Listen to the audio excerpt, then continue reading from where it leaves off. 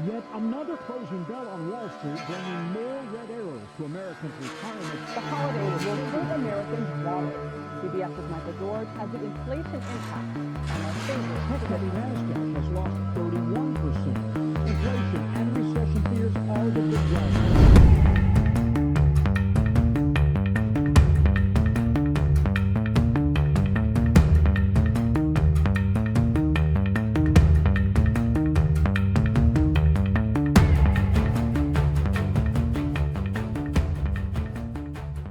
Hey church, here we are with a brand new series, True Riches. That's right, True Riches. And we're going to uncover a great verse in Luke 16, verse 11, and we're going to be launching in different directions from there.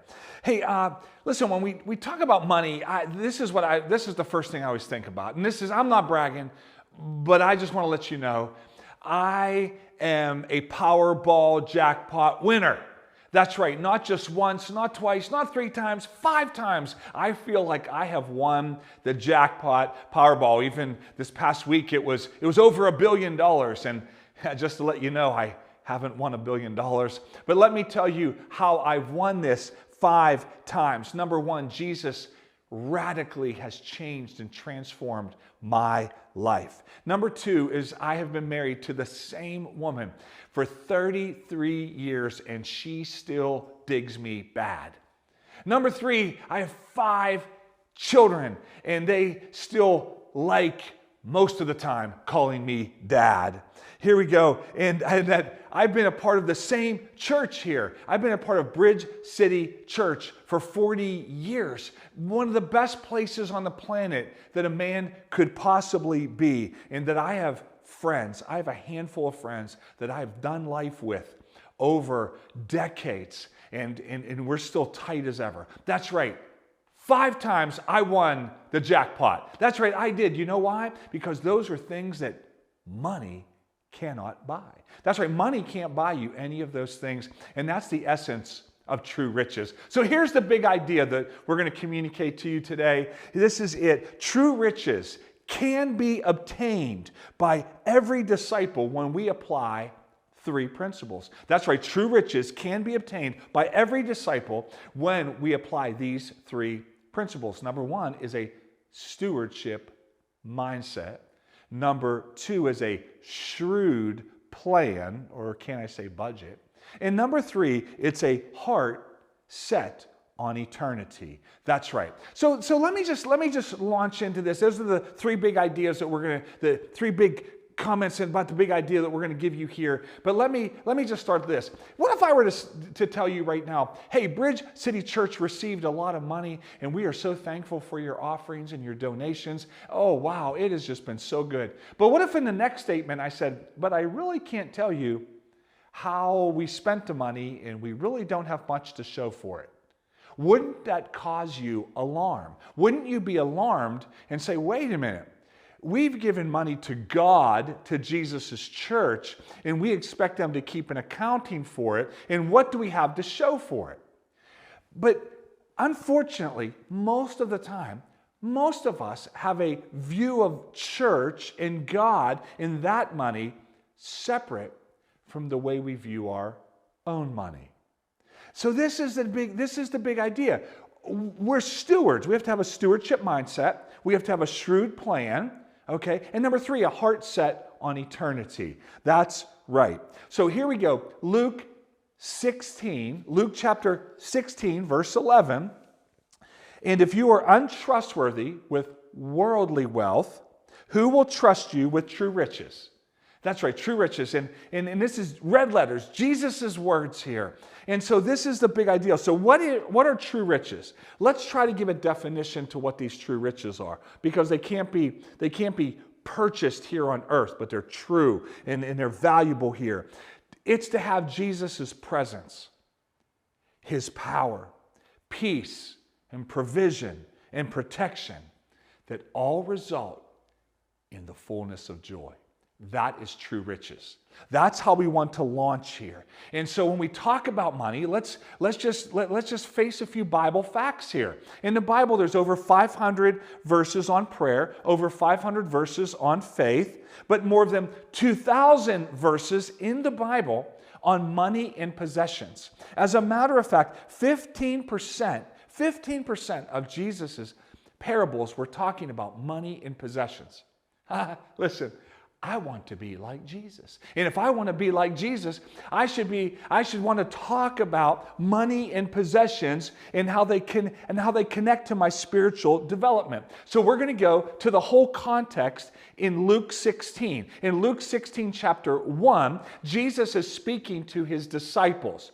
Now, fast forward at the end of the section that we're going to be covering, in verse 14, the Pharisees, those who had religion but not a relationship with God, they knew religious rules, they overheard what Jesus was saying to his followers, and it says that they scoffed. Well, this word literally means to turn up the nose. It means to blow the nose. It literally means to have mucus come out of your nose. That's what this means. And so we scoff at, That's what scoffing is. And so there's two ways that we can approach Jesus' communication on stewardship, a shrewd plan, and a heart set on eternity. We can either approach it like disciples leaning forward, I want to learn, help me, or we can scoff and blow our nose. Which will we be? Hey, let's look at this whole entire story that Jesus tells from verses 1 through 9. Here we go. In chapter 16, verse 1, there was a certain rich man who had a manager handling his affairs. One day, a report came to him that the manager was wasting the employer's money. So the employer called him in and said, "What's this I hear about you? Get your report in order because you're going to be fired." Okay, this is a story. Now, this is a good lesson from a bad example. And this story Jesus tells can cause some confusion. So we want to unwrap it for you and not make it simplistic so we can grab what Jesus is trying to communicate to us here. So he talks about a manager. A manager is a steward, a household manager handling another person's affairs. It's not the owner, but the operator. You know, like when you go into a restaurant, it says maybe the owner, this person owns this, but another person is the manager or the operator. And they function under the owner's direction, power, and resources. That's what they do. So what if we viewed everything that we own, that God has given it to us? We don't own it. It really is all God's, and we are stewards of what God has given. That's right. Wow. So the manager was supposed to report back to the owner, and he was supposed to help the owner make money. Not just money, but a profit. That's right. What would it look like if every one of us that had a job went in on Monday morning and looked at our boss and said, "I'm here not only to make you a lot of money, I want to make this organization a profit. I want to make it profitable. That's what I want to do more than anything." How would that change us? Because we would start to view our work as we are stewards, not just a hireling as an employee here. See, what would happen if we start seeing everything we own in light of this? Because when we are given a report, and there's a report on how much we have given, a report on our time, a report on how we maybe show up to serve at church. What if there was a report of how much you have given? Here at Bridge City Church, we give out a report every quarter. And people always ask, why do we do that? We want you to see the report to make sure that what you have given has ended up where it should be, first of all. We want to give an accounting for the king's money. Now, what if we were to give a report for the talents that we have and how we serve, and maybe how that we use our time? These are all reports of that we will give. And so in this parable, this story that Jesus is saying, he's saying we got to get our report in order. That's what stewardship is all about, because everything we have belongs to God. Not only our money, how about the vehicles we own? Our homes and everything in them. Our bank account. The interest that we spend on credit cards. How about our children? How about giving a report for the 6,575 days that we will spend with our children before they leave our homes at 18? How about we give a report for that? How about our marriages? Are we willing to give a report on our marriages? That's what being a steward is here. See, this is what we need to ask ourselves with stewardship here. We are either controlling our money or our money is controlling us. So here it is. The true riches can be obtained by every disciple when we apply these three principles. First one, just covered it. It's a stewardship. Everything we have has been given by God. It belongs to Him because I'm a disciple of His. Hey, let's keep going here in verse 3. And now the second principle is to have a shrewd plan or a budget. Verse 3. The manager thought to himself, now what? My boss has fired me. I don't have the strength to dig ditches. I'm too proud to beg. I know to ensure that I'll have plenty of friends who will give me a home when I am fired. Verse 5. So he invited each person who owed money to his employer to come out and discuss the situation. He asked the first one, how much do you owe him? The man replied, I owe 800 gallons of olive oil. So the manager told him, take the bill and quickly change it to 400 gallons. Verse 7, and how much do you owe my employer? He asked the next man. I owe him 1,000 bushels of wheat, was his reply. Here, the manager said, take the bill and change it to 800 bushels. The rich man had to admire the dishonest rascal for being so shrewd. And it is true that the children of this world are more shrewd in dealing with the world around them than are the children of the light. Wow. Almost a confusing thing here. It's like, wait a minute, what's Jesus commending here? Jesus is not commending dishonesty, but the shrewdness, the plan. That's right, he's saying that unbelievers are more shrewd in this world than children of the light. That's us, believers in Jesus, that we're followers here, than we are with what we have here. So what does shrewd mean? It's wise, sensible, prudent. This is what Jesus is commending. He's not saying to be dishonest. He's no way saying we should steal from our employers. That's not true at all. But what he's communicating is that this man was obtaining friends in this life, but how much more should we be having a plan with what we have for the next life after this, for eternity? But before we get to the eternity part, let's just look at the plan. Do we have a plan for what we have been given a steward over? That's right, mainly money. That's right, we've been given a stewardship here. Now, what would happen if we took seriously the idea that we are stewards here? And just maybe, we are not experiencing true riches, okay, because we're not being responsible with our worldly wealth, with a plan for our money here. Now listen, our ability to bring our money under control is part of our spiritual development. Our ability to bring our money under control is part of our spiritual development. That's right, how we handle all of our money speaks to how mature we are in Christ and how we can grow in Him. See, See, this man in this story that Jesus told, he had a plan. It was a dishonest plan, but he had one, and it was to gain things here in this world. Now, I want to talk to you for just a moment here about having a monthly budget for your money. That's right, having a shrewd plan, a wise, sensible, and prudent plan for your money. Wow, this really could be one of the instrumental things that helps you, because it has helped me and Natalie so much in telling our money where to go rather than wondering where it all went.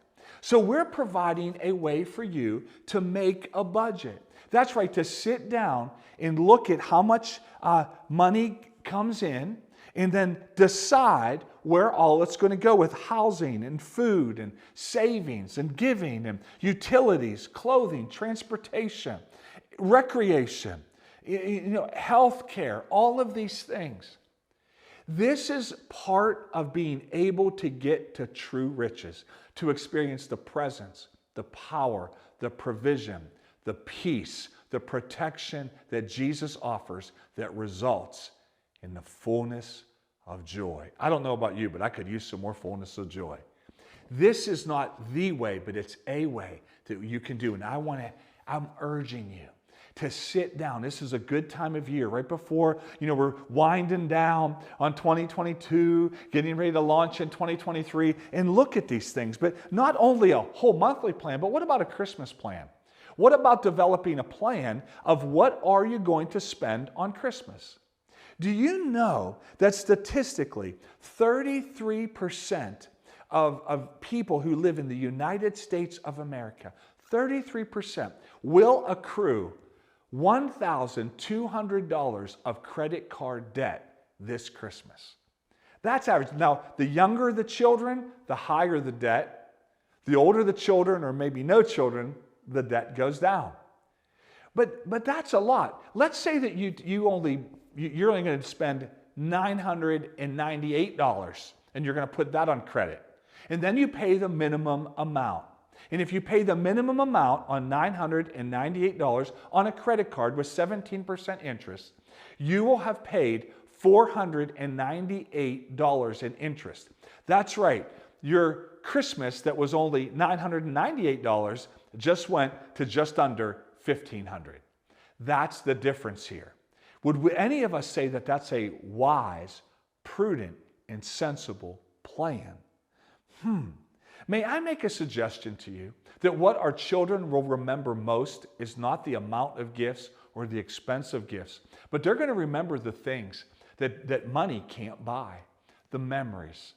And memories you can create very inexpensively. And I'm asking all of us to really look at Christmas. I know with our children who are now in their 20s and up right now, when we ask them, what about Christmas and what's one thing that you want? They all mention the same thing. On Christmas morning, when we do get together, they want Christmas bread. Oh, it's filled with sugar and it's filled with cinnamon. And Natalie gets up in the wee hours of the morning every Christmas. She's been doing this for years, and then gets that cream cheese and powdered sugar, icing all over it, and it melts. And then I want a stick of butter that's just right, not too hard from the refrigerator. Just I can cut through and put on there. And oh boy, that's the memory that I want. May I suggest to you that maybe if we spend some time now planning on what we're going to do for Christmas, we would have a much more peaceful, stress-free Christmas. That's what having a shrewd plan with our money is really all about. See, that's what this monthly plan is. And that's what we learn, that when we have a plan, we can have the peace and protection of God. I want to let you know that I have never used a debit card. I have used a credit card. Natalie and I use a credit card. We pay it off every month. It's paid off in full right now. It is. I've never used a debit card. As a matter of fact, I have not used an ATM machine since 1988. Many of you probably didn't even think that there were ATM machines in 1988, but it's been that long since I have.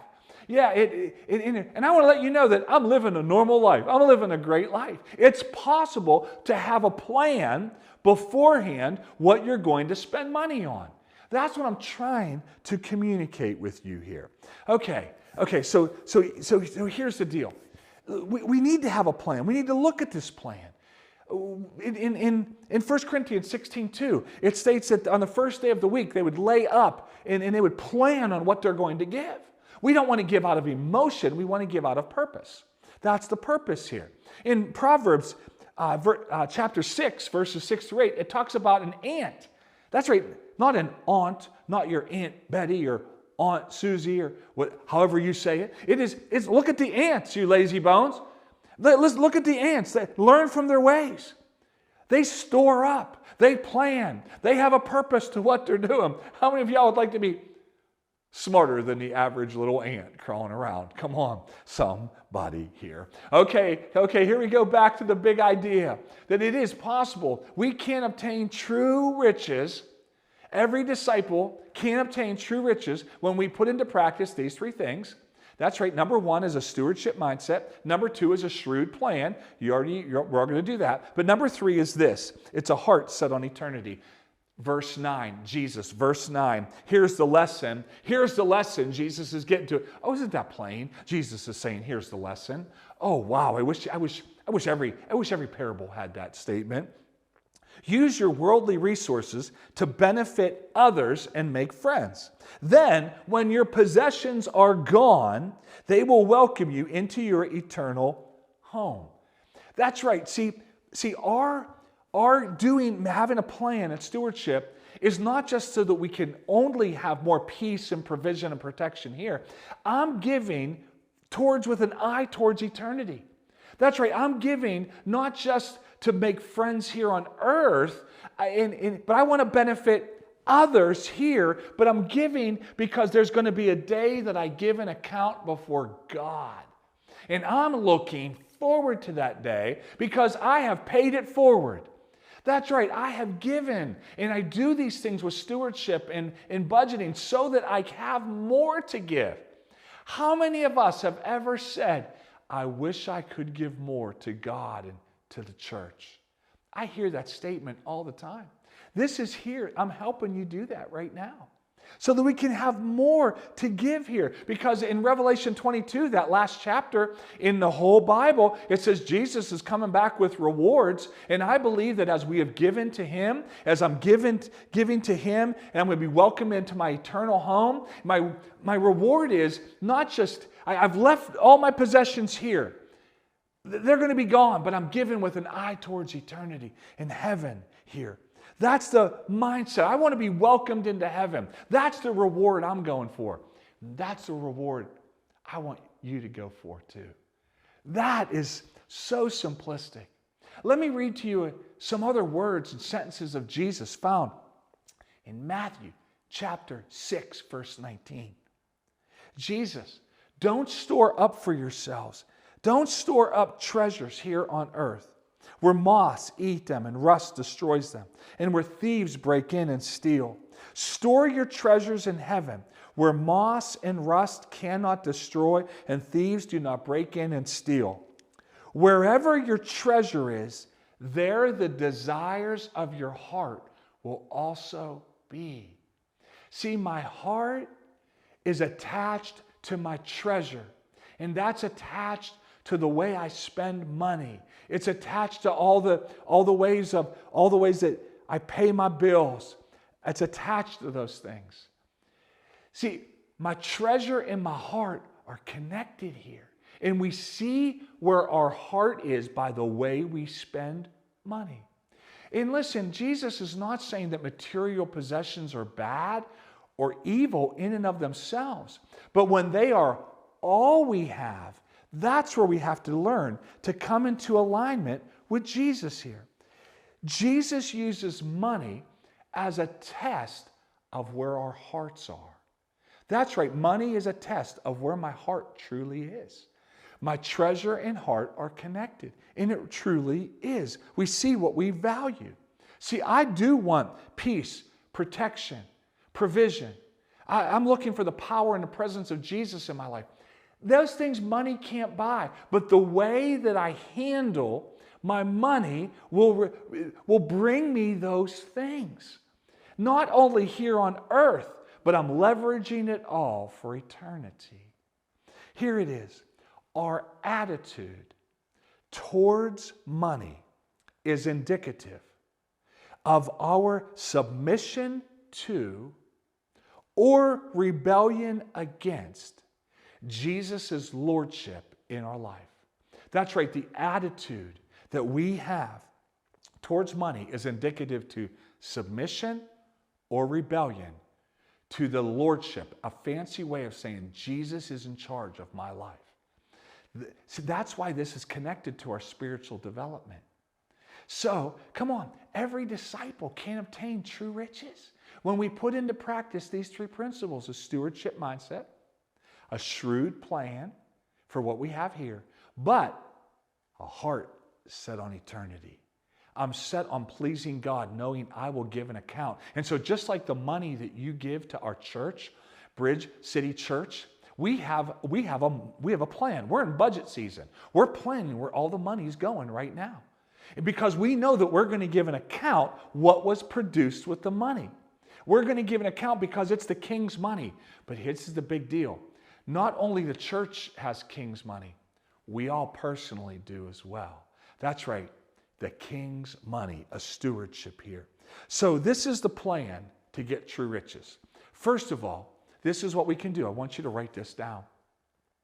I want you to write down your stewardship. What are all the things that God has given you to be a steward over? Your car, your home, all the things in your home, bank accounts, even your debt. Are you being a good steward with that?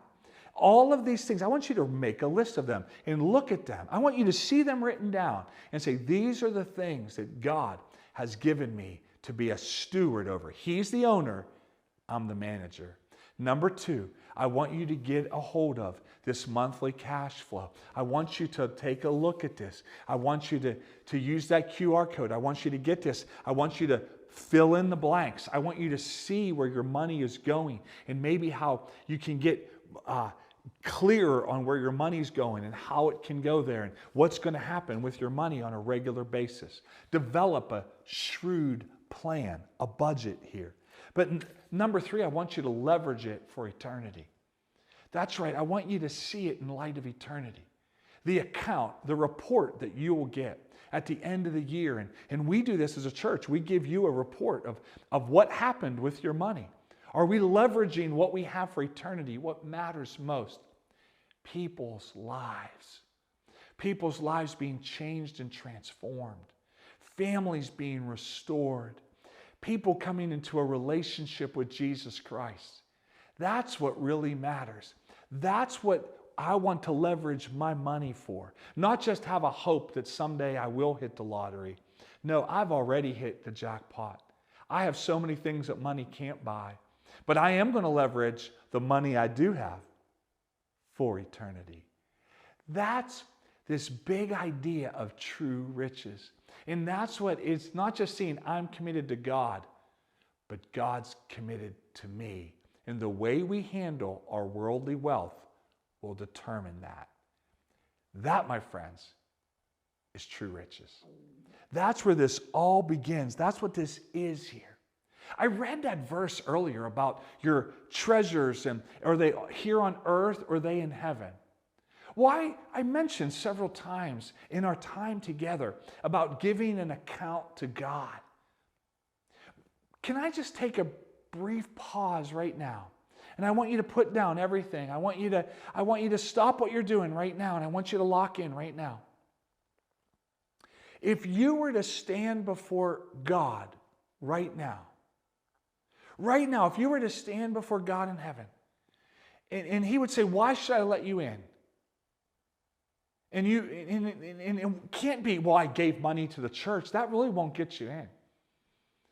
And it can't be that I'm a good person. And it can't be that I tried hard. Any other answer than I trusted in Jesus Christ. I put my treasure in my heart in heaven, in what Jesus Christ did on the cross for me. And I received His forgiveness.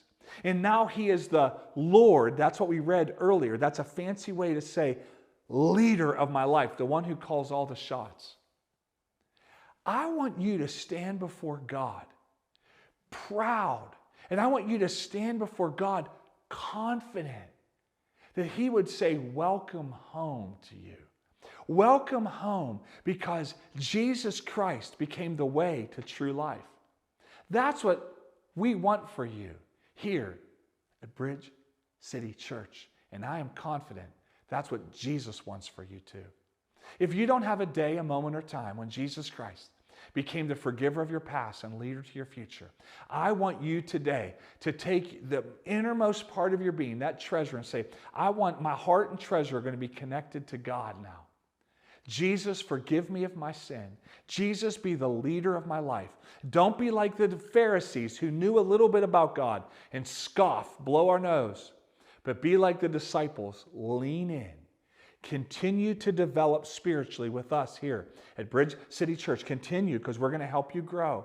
And you too can obtain true riches in your life. Hey, thanks so much for being with us today. And you're going to want to come back. Make sure you're here next week, because we're going to continue this true riches and talk about how we can grow in our generosity. Hey, thanks so much. Have a great week.